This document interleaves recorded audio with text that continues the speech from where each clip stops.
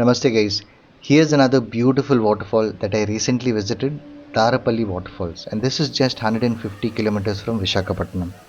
నేనైతే ఈ ప్లేస్కి వెళ్దాం అనుకున్నప్పుడు ఇది కూడా ఒక హిడెన్ వాటర్ఫాల్ అని అనుకున్నాను, కానీ ఇక్కడికి వచ్చిన తర్వాత అర్థమైంది ఏంటంటే locally a very famous location ఇదని. I mean just look at the number of visitors. The day I visited was a Sunday. Maybe that could be one of the main reason it is so crowded.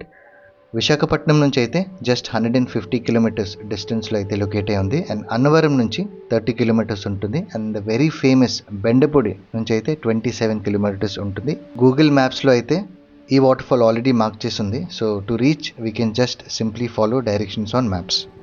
Currently ఒక 2 kilometres of basic off roading and ఒక 20 minutes of trek అయితే ఉంటుంది exact waterfall location చేరుకోవడానికి from the parking area. చాలా easy level trek, అంతగా కష్టపడక్కర్లేదు.